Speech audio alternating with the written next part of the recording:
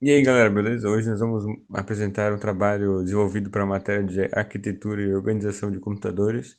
O trabalho que é sobre CPU. Vamos falar um pouco aí para vocês sobre esse componente. E nosso grupo é composto pelos estudantes Esdras, Ricardo, Rodrigo e Wayne.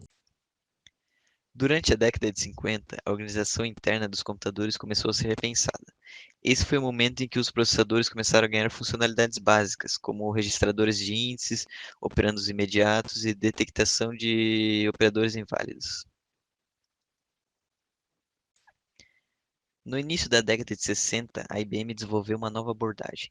Planejou uma família de computadores que poderiam executar o mesmo programa, com poder de processamento e preços diferentes. Nos modelos de computadores antigos, os processadores ainda não eram compostos por uma unidade central, mas por módulos interconectados entre si. Foi só no início da década de 70 que surgiram as CPUs desenvolvidas totalmente em circuitos integrados e em um único chip de silício. O Intel 4004 foi o primeiro microprocessador da história, criado em 1971, sendo desenvolvido para o uso em calculadoras. Essa CPU operava com um clock máximo de 740 kHz e podia calcular até 92.000 instruções por segundo, ou seja, cada instrução gastava cerca de 11 microsegundos. CPU é sigla inglesa para Central Processing Unit, traduzindo seria Unidade Central de Processamento. Tem este nome porque é de onde todas as operações do computador são processadas. Por isso, o chip onde fica localizado os elementos da CPU é chamado de processador, popularmente conhecido como o cérebro do computador. No processador, as operações são tratadas em diferentes componentes, conforme sua natureza. Na ULA, unidade de lógica aritmética, são processados cálculos como adição, subtração, multiplicação e divisão, assim como operações booleanas, testes lógicos.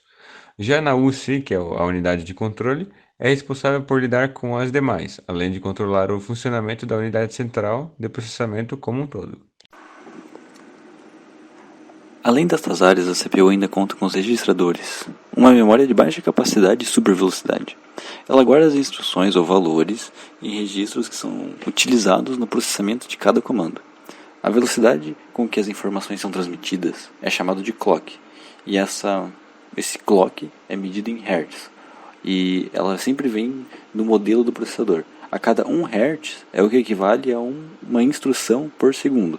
Assim, uma CPU de 2 GHz, por exemplo, conseguiria executar 2 bilhões de instruções a cada segundo.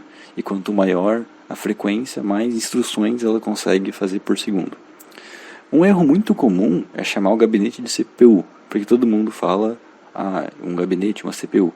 E é verdade que o processador fica dentro da peça, no caso do gabinete, mas ela também é composta por um disco rígido, leitor de CD, DVD e uma série de outros itens de hardware que não desempenham a função do processamento de dados.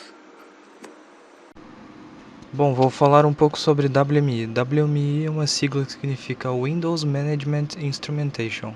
Ele é um conjunto de extensões para o Windows Driver Model que fornece uma interface para o sistema operacional.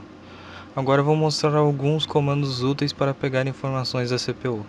E aí galerinha do YouTube, vou mostrar esse comando WMI que faz com que o console busque as informações da CPU na primeira linha. O WMI vai buscar o nome da CPU, os números de núcleos e de processadores lógicos, o status para verificar se está funcionando corretamente. Caso esteja tudo certo, vai aparecer um OK. Ele também pega a velocidade do relógio e o fabricante e imprime tudo isso em uma lista, como demonstrado nesse trecho do vídeo.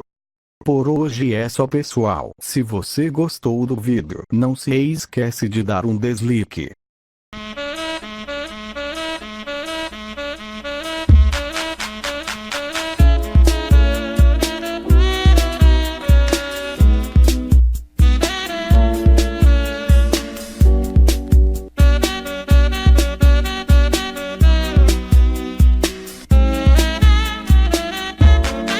Tá brincando comigo? Pegadinho? Não, tô brincando, falando Pegadinho. sério.